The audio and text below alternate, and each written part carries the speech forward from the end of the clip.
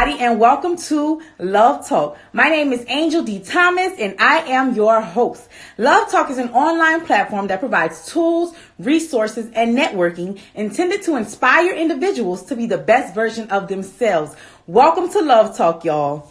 Tonight's Love Talk is sponsored by T. Ray the violinist, who is a professional multi-genre violinist.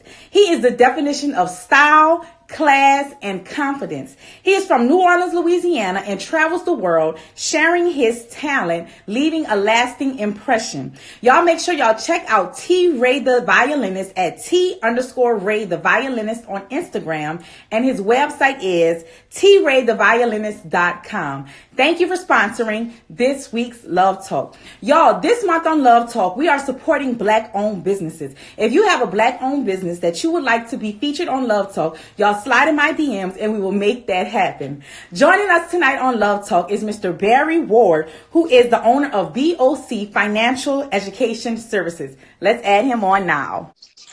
What's happening? Hey, welcome to Love Talk. How are you today?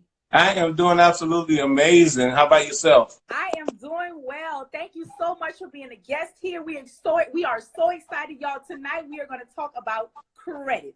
Thank you so much for being a guest. So, Mr. Barry, let everyone know what city and state you're tuning in from. Hey, I'm in Grand Prairie, Texas, man. Most people don't know Grand Prairie, so I better say Dallas. Hello from Dallas. Hey, what's going on? So, Mr. Barry, you are the owner of BOC Financial Education Services, and BOC stands for, correct me if I'm wrong, Building Our Community. Absolutely. So can you tell us the services that you all provide? Well, one of the things about it, I'm not just the owner, I am a co-owner because my wife is the other owner, so I better give her props. She just happens to be in Florida right now. But our services that we provide is not only credit restoration, but we also provide wills, power of attorney. We also have budget analysis that you can do from paperwork that you can kind of get your budget on track if you're looking for a house or something like that. So getting your budget together. We also offer things like even packages with cell phones and everything else. And so we offer a lot of different services underneath our umbrella. But the main thing that we really offer is credit counseling that can really help individuals get to the next level. Once their credit is cleaned up, after our services are done, then we take it into the next phase for them.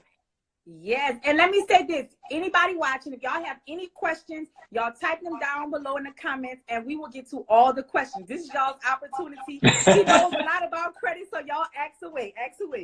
I definitely know a bit. So, Mr. Barry, Malcolm X said, education is the passport to the future.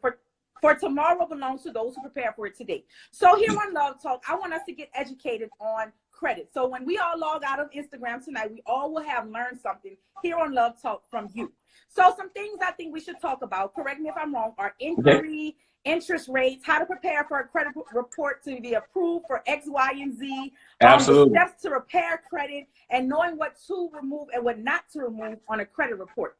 So Before we get to all of that, can you tell us the power of credit? Well, the credit is like this. The best analogy that I can show you or tell people about the power of credit, because I talk to people who make really good money. You know, people may make 6 figures a year in their income, right? And they may have a little nest egg that saved away if they're not budget strapped on everything else that they're doing. So they might have $40,000 or $50,000 saved away, but that $40,000 or $50,000, and they're looking for a $250,000 house, ain't gonna make it. Right? Or you got $5,000 saved away and you want a $30,000 car, you can't go pay cash money for that car. So what you're going to need is credit, because credit at that point trumps all of that. Right? And so now you get to keep your money in your pocket and put the risk on the banks, put the risk on everybody else. OPM, other people money. So credit is so important. And many people who are my age, I'm 25, we are either trying to repair our credit or establish credit. So what are the steps to repair credit? Well, let me say this here first and foremost. Our company do credit repair, but one of the things I want everybody to understand is that you can clean up your own credit. You don't have to come to a credit professional to do it, right? But with that being said, you can also fix your own car. You can also do your own plumbing, right? But when those jobs get difficult for you, then you want to turn around to a professional to get that done. And so when I talk about credit wise, the main thing that most people really need to understand is what's on your credit report, right? Because what happens is so many people say, oh, yeah, man, I got a cell phone bill on there. Cell phone bill may not even be on there, right? But if you don't know what you have on there, well, you don't know what's giving you trouble, right? And so there's so many different places that you can actually pull your credit from for free, which you get one free report every year. The government provides that, so you're perfectly fine with that. I got a link on my page on bocwallstreet.com. You can go in and enroll in that, and you can get a chance to, just to see where you are. Before you even start talking to somebody, man, know where you are.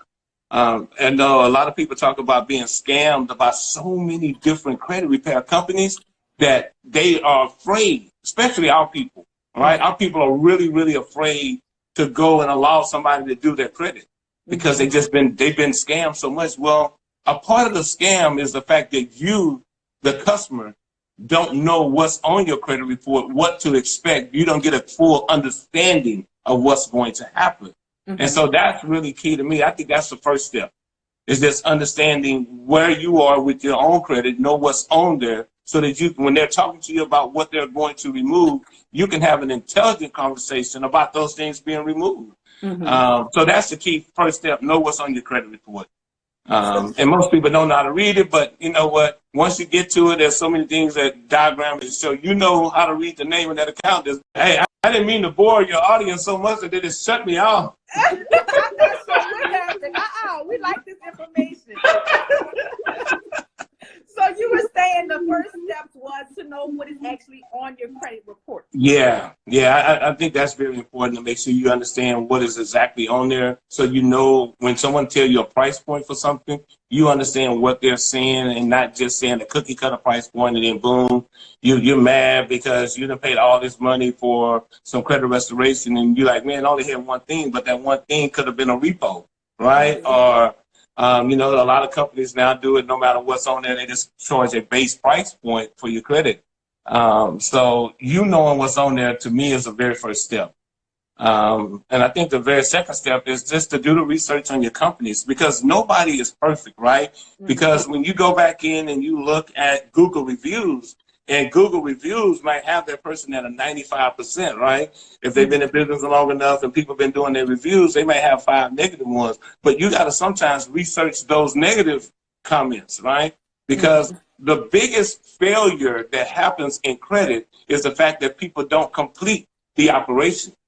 They're started and they get the money in there for the 1 month or 2 months, and they think it's supposed to be done. Credit is not a magic potion. It is one of those things that is case by case. Your friend, for instance, Angel, may have gotten hers done in 45 days, and yours may take 60 days, and you may have less things than she have. And so you want to seek somebody who can actually break that down to you, the differences of what it may be, how long it may take, and the different steps that is going to be involved with it, not just that, hey, I'm going to clean up your credit for you. And knowing what they're going to take off of it. Because not all negative, and I'm going to give you an example, because when you're saying the first step and when I was saying understanding your credit, you may have had a student loan, right? In which most people have a student loan. That student loan is going to be your longest history, and history is 35% of your overall makeup of how they determine or how they calculate what your credit score is. And so if you got the oldest history you have since you was 18 or 19 years old was your student loan, and they say, well, we're going to take it off because you got 1 or 2 late payments, then that's a problem, because now they're going to give you like you're a first-time buyer, like you haven't been in the marketplace, like you're starting all over again. So that can really hurt you. And if those late payments were more than 2 years old, based on the FICO score, it's not going to give them a high mark. It's not going to hurt you as bad as something that was late within the last 2 years. Definitely not, in terms of something that was late within the last year. So just understanding that, when somebody can break that down to you when they're talking to you about your credit, you know you're on the right track. Because to me, a person that you trust with your most pride, joy? Because most people will not show you what their credit score is, so it must be their most pride, joy. They'll show you their baby, they'll show you everything else, but they ain't gonna show you their credit score, right? So when you think about it, that's their pride, joy, right? So Right. So if that's the scenario for them, then you just want to make sure that that person that is educating you or counseling you on your credit understands what your needs are, first of all, right? You're going in for a house, you're going in to buy a car. What is your end goal, right? And once they understand what your end goal is, then it is their job now to process your credit repair based upon those things that you said. All right. And so it's hard to go into a cookie cutter operation and think you're going to get different results for different people. And so your operation has to be one that can dive in to what it is that's going to help take your customer to that next level. And that to me is like some of the things that BOC, Building Our Community, those are the things that we focus on in our educating within our community. We let our lawyers go in and they do all of the work, all the credit wise of it. But for me, the difference in terms of what we ignite in our community is how we go out and we teach them what's on there, how to look for it, how to do it by themselves if they just don't have the money to do it, because every credit restoration company is going to cost you money. I don't care how nobody tells you it's free. It's hard to get things for free in America today, right? But yeah. I have no problem with teaching people how to do it. But one of the biggest mistakes that people make also outside of quitting the program is that they go in and they get trapped by Credit Karma, right? Okay. So Credit Karma gives you this free report, all right? And this free report is based off of a Vantage score, which is totally different than a FICO score. And not to go technically into it, a Vantage score is going to be one of those ones that's going to give you all the won't hit you so hard for those things that you don't really have or didn't use credit in the last 2 years.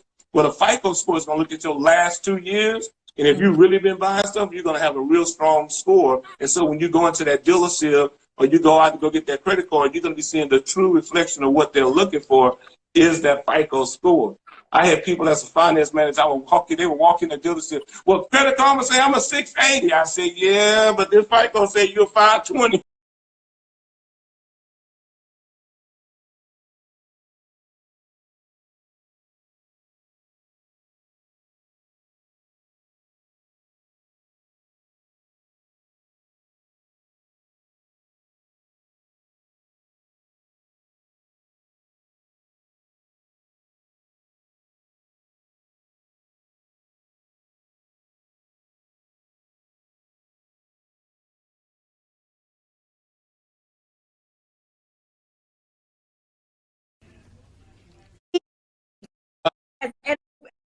Jobs,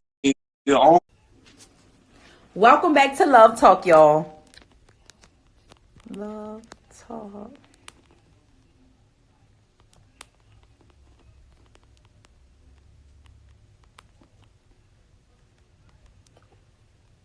Welcome back, y'all. Come on back to Love Talk. Come on back. We're going to add our guest back on. I'm not sure what happened, but it's okay. We're back. Let's add our guest back on. Y'all come on back to Love Talk. All right, I'm here. Hey, I didn't mean to bore your audience so much that they just shut me off. I'm not sure what happened. We like this information. So you were saying the first step was to know what is actually on your credit report. Yeah. I think that's very important to make sure you understand what is exactly on there, so you know when someone tells you a price point for something, you understand what they're saying and not just saying a cookie cutter price point and then boom, you're mad because you done paid all this money for some credit restoration and you're like, man, I only had one thing, but that one thing could have been a repo, right? Or a lot of companies now do it no matter what's on there. They just charge a base price point for your credit. So you knowing what's on there, to me, is the very first step. And I think the very second step is just to do the research on your companies, because nobody is perfect, right? Because when you go back in and you look at Google reviews, and Google reviews might have that person at a 95%, right? If they've been in business long enough and people have been doing their reviews, they may have 5 negative ones. But you got to sometimes research those negative comments, right? Because the biggest failure that happens in credit is the fact that people don't complete the operation. They are started and they get the money in there for the 1 month or 2 months and they think it's supposed to be done. Credit is not a magic potion. It is one of those things that is case by case.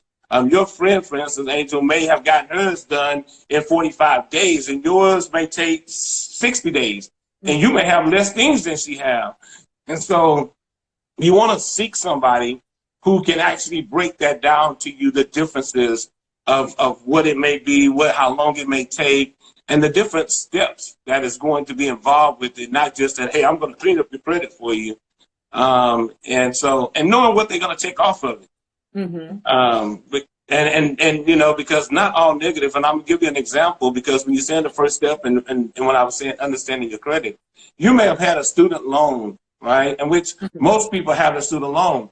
That student loan is going to be your longest history, and history is 35% of your overall makeup of how they determine or how they calculate what your credit score is. And so if you got the oldest history you have since you was 18 or 19 years old was your student loan, and they say, well, we're going to take it off because you got 1 or 2 late payments, then that's a problem, because now they're going to give you like you a first-time buyer, like you haven't been in the marketplace, like you're starting all over again. So that can really hurt you. And if those late payments were more than 2 years old, based on the FICO score, it's not going to give them a high mark. It's not going to hurt you as bad as something that was late within the last 2 years. Definitely not, you know, in terms of something that was late within the last year. So just understanding that when somebody can break that down to you when they're talking to you about your credit, you know you're on the right track. Because to me, a person that you trust with your most pride, joy, because most people will not show you what their credit score is, so it must be their most pride, joy. They'll show you their baby, they'll show you everything else, but they ain't gonna show you their credit score, right? So when you think about it, that's their pride, joy, right? So So if that's the scenario for them, then you just want to make sure that that person that is educating you or counseling you on your credit understands what your needs are, first of all, right? You know, you're going in for a house, you're going in to buy a car. What is your end goal, right? And once they understand what your end goal is, then it is their job now to process your credit repair based upon those things that you said. All right. And so it's hard to go into a cookie cutter operation and think you're going to get different results for different people. And so your operation has to be one that can dive in to what it is that's going to help take your customer to that next level. And that to me is like some of the things that BOC, Building Our Community, those are the things that we focus on in our educating within our community. You know, we let our lawyers go in and they do all of the work, all the credit wise of it. But for me, the difference in terms of what we ignite in our community is how we go out and we teach them what's on there, how to look for it, how to do it by themselves if they just don't have the money to do it, because every credit restoration company is going to cost you money. I don't care how nobody tell you it's free. It's hard to get things for free in America today, right? But I have no problem with teaching people how to do it. But one of the biggest mistakes that people make also outside of quitting the program is that they go in and they get trapped by Credit Karma, right? So Credit Karma gives you this free report, all right? And this free report is based off of a Vantage score, which is totally different than a FICO score. And not to go technically into it, a Vantage score is going to be one of those ones that's going to give you all the won't hit you so hard for those things that you don't really have and didn't use credit in the last 2 years. Well, a FICO score is going to look at your last 2 years. And if you've really been buying stuff, you're going to have a real strong score. And so when you go into that dealership or you go out to go get that credit card, you're going to be seeing the true reflection of what they're looking for is that FICO score. I had people as a finance manager, they were walking the dealership. Well, Credit Karma say I'm a 680. I said, yeah, but this FICO say you're 520. So how do we get that score versus the Credit Karma score? Where do we go for that score? Right. What I like to tell people is they can go to creditchecktotal.com. It's only $1 for a 7-day trial on it. It's like $1.08. You cancel that after 7 days if you don't want to keep up with it, because after that it's like $20. But you get a chance to see all 3 of your credit reports. It's Credit Check creditchecktotal.com. And what it does, it shows you your Experian, TransUnion, and Equifax. And like the biggest thing that happens also from a Credit Karma, right? So you're 400, you're 500 credit score, you're looking at it on Credit Karma, right? And see on the right-hand side, you see, hey, you may be pre-approved for this American Express card, right?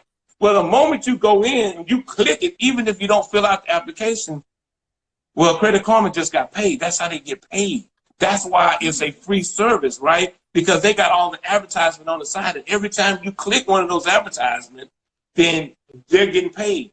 I'm not mad at them because that's their business model. But as a consumer, you have to understand that once you click that and then you decide, hey, I want to go apply for that, knowing that if you know anything about credit, if you're a 400 credit score, 9 times out of 10, I'm going to say 99 times out of 100, you're not going to get approved for that American Express.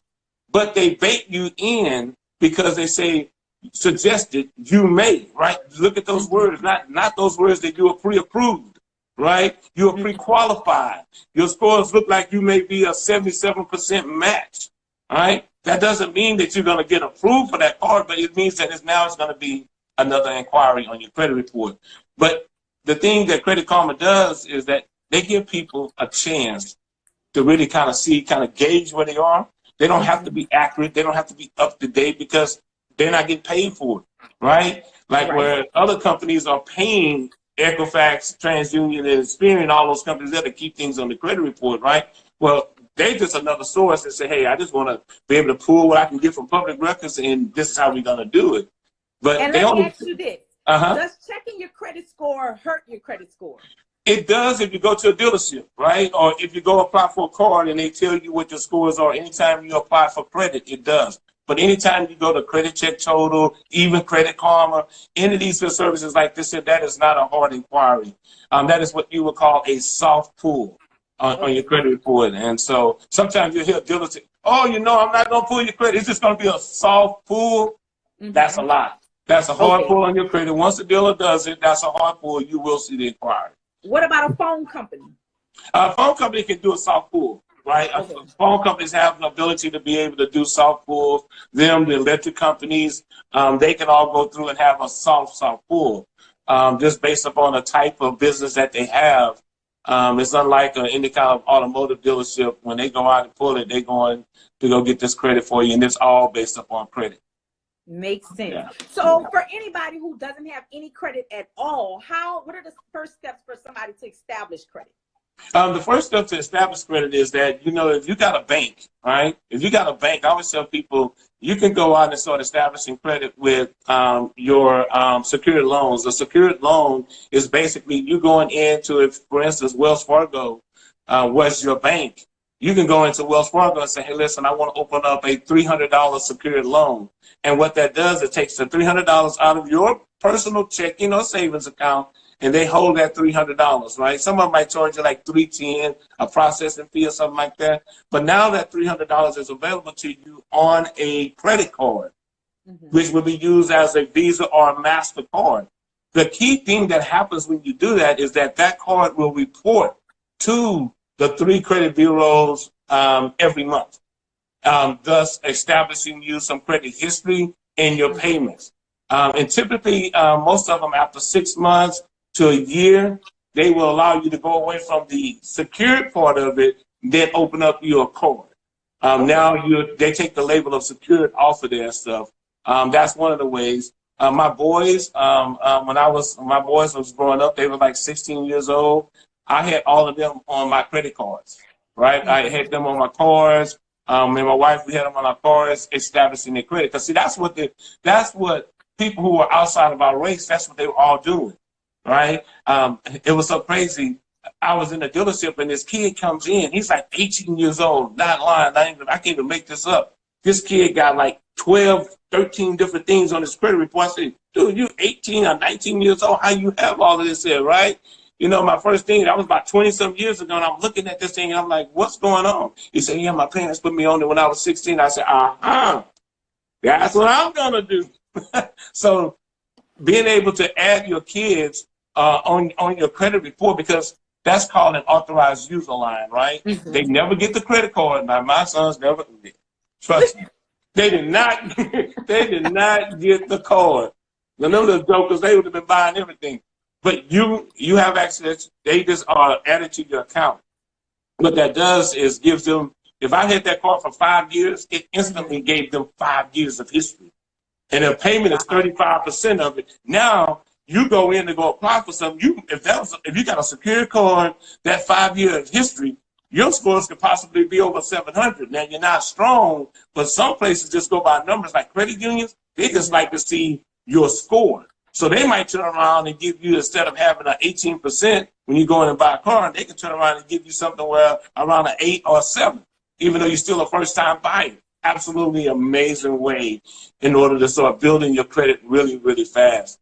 And I'm sorry, I like what you said about that. And BOC stands for Building Our Community, y'all. We have to set our kids up for success. If we weren't set up for success, that's okay. We now have the tools and the resources. Let's set our kids up. Like he said, you can add your kids on, but you have to do the right thing, because you have to remember, if you do the wrong thing, it can negatively affect them. So do the right thing so it can positively affect your kids. Let's set them up. Absolutely, because I've seen the wrong thing too. I'm like, well, where you get this card from? Well, my mom and them had this card, and my daddy had this card, and they just closed them out. I'm like, oh wow. Yeah. But another common mistake that happens over, because we're talking about credit cards and stuff, is that somebody say, hey man, I really, really don't want to keep this card anymore, like the Sears card or the Montgomery Ward's card, and these companies are still open, right? Well, they might be throwing away 15 or 20 years of history, right? So if you close all those accounts, you no longer have that history. And so that can actually hurt you. So if you don't use the card, just don't use it. Or just make sure that if that company is one of those ones that say you have to have activity, go in and buy a little $10 something, pay it off, and show your activity on that card and stuff. But the main thing is that you do not want to close out cards that you have in good standing, all right? Just because you go and get a bigger card, you got to make sure your history builds up enough so that you can have, because if that's 35% of the overall, now you need to say, hey man, look how much I have. And that gives you more of what they call established credit when the banks are looking at it. Oh, wow. I did not know that at all. So just to clarify, let's just say, Victoria's Secret. I go get a Victoria's Secret card, and I'm tired of it. I done paid it off. I maxed it out, paid it off, and I just want to end it. You saying don't close it out. Just do like a minimum, spend a little bit, $20, and go pay that off. And go pay it off. Yes. Okay. Yeah, because you want to keep that history on there, especially if you got limited history. Because like a lot of times is that until you get to 5 or 6 what they call trade lines or credit accounts on your report, your credit is going to look limited, right? And anything that you have less than 2 years, less than 1 year, is definitely not even rated for you as well as credit, anything strong. So anything 2 years plus is a bonus for you, and they're going to average out your credit history over that period of time. So if you now close out your 10-year Victoria's Secret and all you have is all these new accounts you just opened up recently, now your credit history is only going to be showing 6 months to a year. And so if that history is supposed to be 35%, you already took a ding. And so you're like, I don't know why my score can't get to a 700. Well, because you don't have any history. All right. And that's all really key in terms of building that credit up. And then the other thing is the amount of debt that you have, that's 30%. So while we're talking about credit card debts and utilization, all right? So if you got a $1,000 credit card and you got over $300 on that, you're now lowering your credit score because now you're over that 30% utilization. So I can get to somebody, that got 2 credit cards, don't have anything else, have never ever been late, right? But both of their cards are maxed out to 100%. And they're like, man, I don't know what's going on, man. I need credit repair. My credit is in the 500s. I say, no, man, you don't need credit repair. All you need to do, because from an analysis standpoint, you go in, you take a look at that and say, man, this is all it is, man. You just need to bring this down.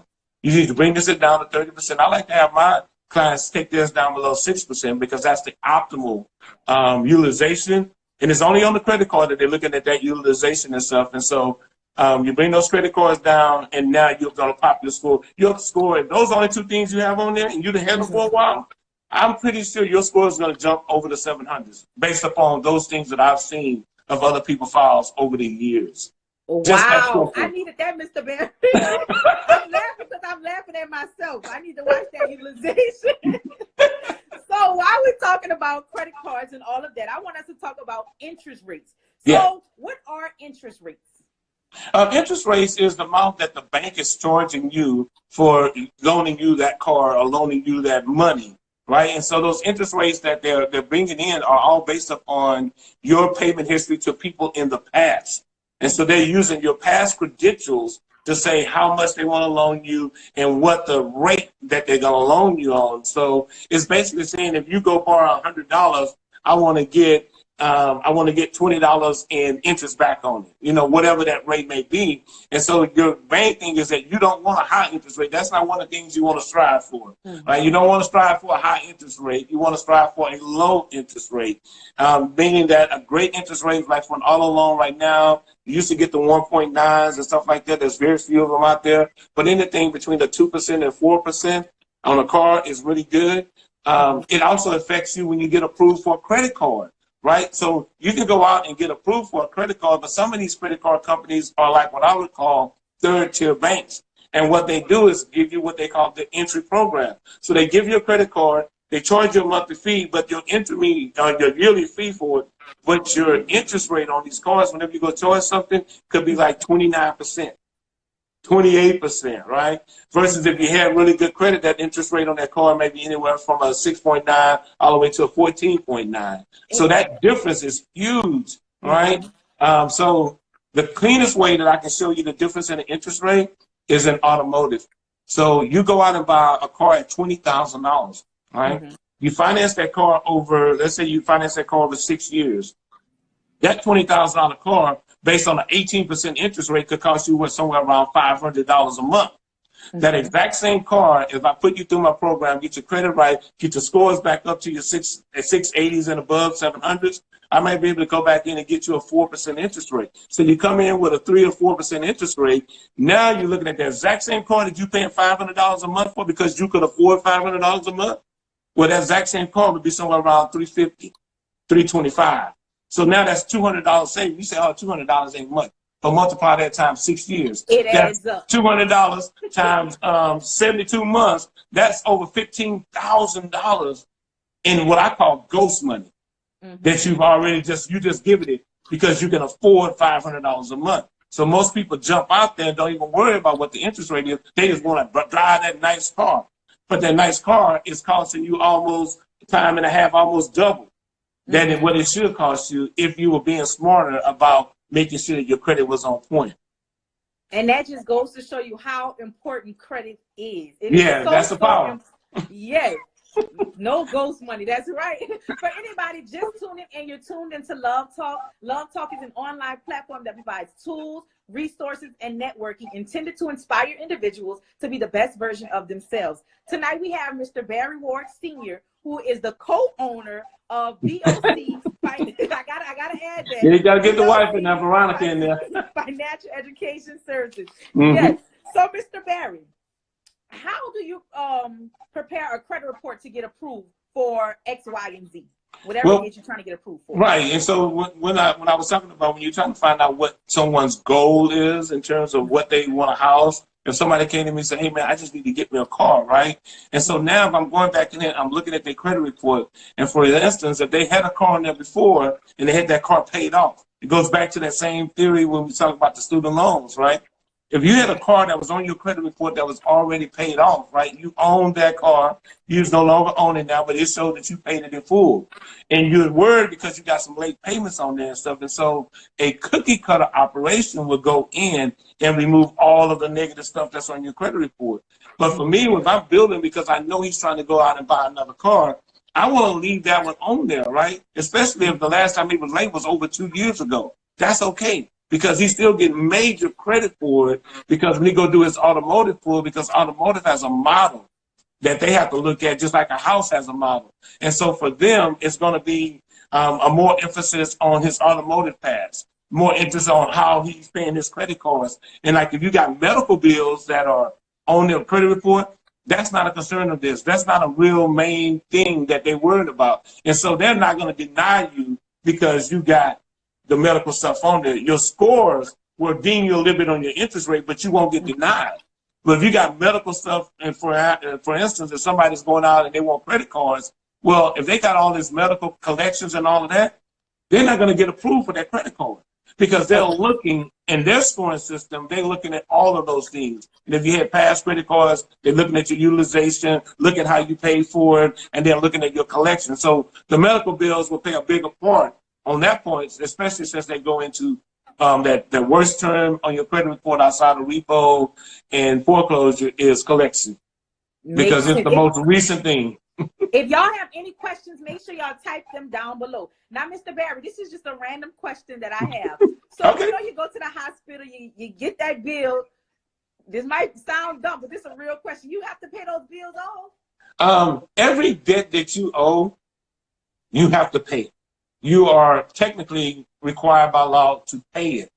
Mm-hmm. But I will say this is that when someone cleans up your credit report, the thing is that we're bound by law, by the Federal Credit Reporting Act, that says that we have a right to remove any negative, obsolete, or thing that's not 100% on your credit report. So we have the ability to be able to remove that from your credit report.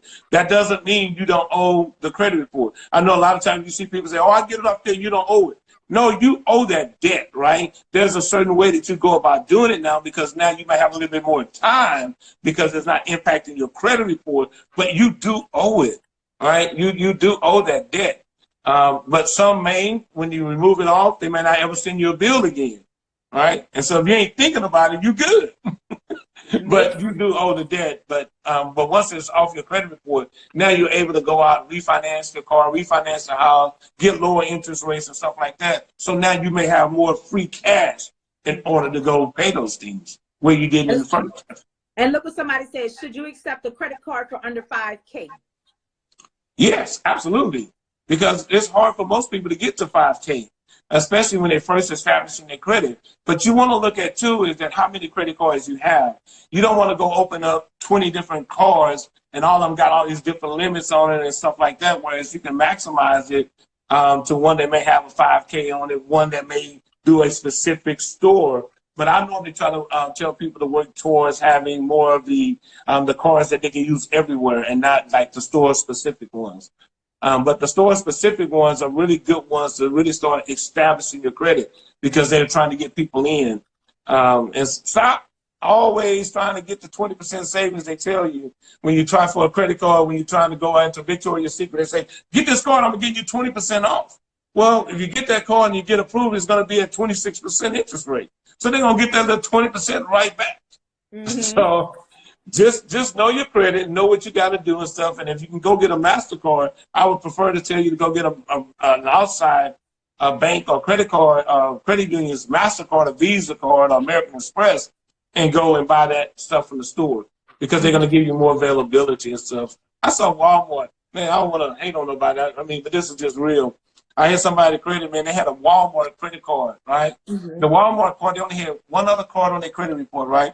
So they had a Walmart card. The Walmart card only gave them a $100 limit. The moment they bought some at $35, they was already maxed out on their credit. Oh, wow. Credit score went straight down. They were trying to figure out why they had a 58-point drop in their credit. Mm-hmm. It was that little Walmart card that was showing maxed out. I'm like, are you serious? For $100, I mean, I think sometimes you have to really be smart about what it is that you're doing when you add different cards to your portfolio. But a $5,000 card, I would accept it all day. Somebody said a medical entity can put a lien on your accounts or estate if they want. Yes. We have another question. When disputing items with collection agencies, if the debt can be verified via contracts or documents, will they automatically take it off your report? No, they will not automatically take it off and stuff. They have to have some type of technical issue that went wrong with it based upon the Fair Credit Reporting Act that states that it has to be something that's inaccurate, they can't verify, or something like that. And so there's so many different techniques that you go in in order to try to get those different ones removed. But one of the things that the viewer just said was absolutely correct. People was thinking that in these third-party collections, they've gotten really, really smart, because what a lot of them are doing now, they would go in and, so for instance, if let me say this point, let me back up because it kind of ties together. So when people ask me that if you remove something, will that debt come back, right? So if you had a, let's say you had a Macy's bill or a medical bill, whatever it was, and that medical bill, you went out and disputed it and it removed. But if they sell it to a third party, it can come back in that third party's name, although that is the original creditor. So people say, man, when I got that stuff, it came off and it came right back. No, it's not right back. A third party bought that, right? So once that third party buy it, now you can go after that third party and say, hey, I don't owe you this debt. My debt, my contract was never with you, right? So I'm not sure why you owe me this anyway. So we are very successful in moving a lot of third party. But here's the problem. The third parties have gotten really, really sharp. So this is what they do now. They'll take that exact same debt, they'll send back and they'll serve you a letter. If you have been served a letter from a third party, pay attention to it, all right? If they say this is a court order, pay close attention to it, because in the state of Texas, they couldn't go in your bank accounts, right? Everybody was always like, oh, we good, can't nobody go in our accounts. Well, they can now, because what they do is go in and file a lawsuit against you, which is now in a lawyer's hands, so a lawyer can turn back around and sue an individual for a claim. And so now they can go in and snatch your money out of your bank account. They could go in our bank account, Mr. Berry? Yes. Yes. I had a client that just happened to went straight up into their bank. I ain't gonna call a bank name because I had some legal things with them trying to say, hey man, I don't know if this is right, but went back, looked at all the paperwork, looked at everything they had. It was absolutely legal. They freeze your money. So say for instance, this bank, if you owe this company $4,000, right? And in this $4,000, you say, hey, I ain't gonna pay it, I ain't gonna communicate with them, I ain't gonna do nothing, right? And they take it to your bank and you only got $1,000 in it, all your access, all your bank accounts, even if you're on there with your parents, even if you're on there with your husband or your wife, everything that has your name on it will be frozen. And you cannot move it until they get all of their money out. Or they'll let you call them and make an arrangement in order to get that off. Oh, I feel stuck right now.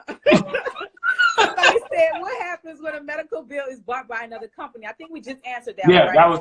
that's one we just answered. That's that third party and stuff. And so your debt is no longer with them. But if you want to try to go back in and do some business with that medical place, it may be a little bit more difficult because you've done it. A lot of times I actually like when a company goes and sells the debt to a third party, because it's easier to get the third party off of your credit report than what that original creditor is and stuff. Like a Bank of America and Regions, they got really good departments now, right? And so all they deal with is people saying, this is not mine, this is not mine, because it's become really, really relevant, really high paced now. But the moment they sell it, they're going to take, if you owe them $3,000, they're going to take that debt that you owe them to zero, which is a big deal, because a paid off debt or a debt that shows zero can actually increase your credit score by 20-some points. I know most people didn't know that, even though it's still so negative, it's still so charged off, because remember, it probably got history on it, plus it got a paid off account. And so now your scores can jump up about 20 points. But they sell it over to the third party. So the third party listed on there, we go in and challenge that third party, they get it off, right? Right away, they get those off. 90+% of the time, we can get the third parties off. But the problem is that you still owe that debt. Right? And so as a credit consultant, I'm trying to let people know that I'm not trying to let you get over on not paying things. I'm trying to not let you get taxed on your interest rate that you're paying or not get approved. I may be able to, here's a great example. If I can take off, right? If our company can take off a debt for you, right?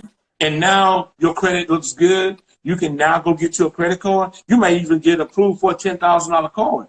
Now you take this money now, you go negotiate with this third party. So if the oldest third party $2,000, negotiate half of it, right? And then say, hey, once you do that, I want you to keep this off my credit report. And then boom, they'll write it in, they're doing it right now. They'll do that, and then they'll send you the letter, and then once you make that payment, or the arrangement, or agreement, whatever it is, now you're good, right? So getting your credit better in a better place will allow you to clean up some of them negative items, because now you are going to get approved for loans, you're going to get approved for credit cards, all those different things. That's the reason why you didn't pay it, because it doesn't mean you didn't want to pay, you just couldn't pay it. Right. Because everything else was too high, you just didn't have a chance, life and stuff. So it changes the game for you. And somebody else said, do you recommend paying off collection accounts or disputing them? I actually both, to be honest with you, because if I like to dispute them first to get them removed, and then they can go in and make an agreement, because most of them are not going to put it back on your credit report if you're already making a payment arrangements with it, because that's not their thing. That's not their thing. All they want you to do is pay attention to the fact that you got this debt, and they want you to start paying them. So if we go in and remove that off your debt and allow you to be able to free up some money somewhere else with your refinance or whatever, so that you can have the ability to start paying them, then yeah, call them and pay that off. But if you can't, if you don't want to do a credit repair company and you say, I want to deal with this on my own, right? There are some places that you can find on the FTC where they might give you some letters or something like that to help you negotiate a rate. But never go in and pay full price. Never go in and don't ask for them to remove it from your credit report. But paying off a collection can actually raise your score too. Like when you look at some of it underneath the Vantage score, it can actually move you up about 20 to 25 points sometimes by just paying them off.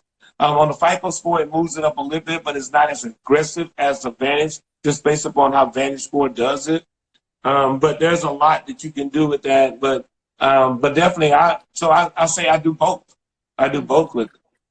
And somebody else said, I'm 20 years old with a 772 from doing a secure loan with Navy Federal at 18 and writing off on my mom's credit card. Yes. Right. And you ain't riding dirty. You said you can do it. So, Mr. Barry, I just want to open up the floor to you right now to say anything that is on your heart that we may have missed. If y'all have any questions, keep typing them down below. Yeah. Well, one of the main things that, for me is about education. And I just find that most people don't trust people because they don't know who they are, right? And with that being said, when you don't know who somebody is, it's really hard to trust them. But for you, if you get more educated, find those people who are really trying to educate you on the right things to do, because at the end of the day, it's never about your money, but my company. Yes, we have to get paid because we have a service that we provide. But at the end of the day, once you get that credit score right, you want somebody that can walk you through your next phases of it, right? So if you need a loan, you need a car, you need a house, we have people that are in place that help take care of those things for you. And what I mean by that is that people that's not going to take advantage of you because they're part of this whole system of building our community. And so that's really important when you're going out looking for somebody to help you with your credit. Don't just let them say, hey, man, just fill this out, go here, man. Just have a conversation, right? But when you get yourself together, then you can have a better conversation overall. Yes. So anybody interested in your services, how can they get in contact with you? Well, they can call me at 817-808-4761. That's 817-808-4761. Or our website is BOCWallStreet.com. I know it's not BOC Financial Education and all that stuff there, but it's BOC Wall Street, because our whole concept of what we were doing is that as we brought other people in to work on our team, we were talking about taking back the Black businesses, educating them on not only personal credit, but educating them on business credit, so that now that when they go out and open up this business, that if they needed $20,000, that they're not going to get a $20,000 loan. They can go get a $50,000 loan or a $100,000 loan, put that money away for one year to make those payments so that they can be successful, because all these businesses are folding because they don't have enough income, right? And so our whole educational system is about bringing back our Black Wall Street to be prominent and be strong and to be able to do what everybody else is doing, using other people's money. So that's our thing. But BOCWallStreet.com. On my Facebook page, I'm Barry Ward Sr. You can look at a lot of our testimonies. I do real testimonies. I don't showcase anybody else's stuff, man. I do what my people are doing off of our team. We have agents all over the country. We're always building our team. We're always looking for people to add to our team. But the main thing that we do is service, right? We're in our community. We may be in a neighborhood near you doing seminars, talking about it. We don't charge nobody to come in our seminar, but you got to come with an open mind and saying that, hey, I can do this to help people, or I'm coming because I need the help. Without a doubt. Somebody said, how would you become an agent with their company? Just go back in on that same phone number, 817-808-4761. Just give me a call, and we can definitely talk about all the different opportunities that we do have, those things that we're doing. What was that number again? 817-808-4761. Okay, let's see. 81. Is my screen still there? It's there, but it's purple in the background. It's got lines in it. Oh my goodness, I don't know what's going on. 4761. And my website is billcwallstreet.com. Gotcha. I don't know what. Can you still hear me though? I can hear you. No, I can hear you fine. Okay, I can hear you fine.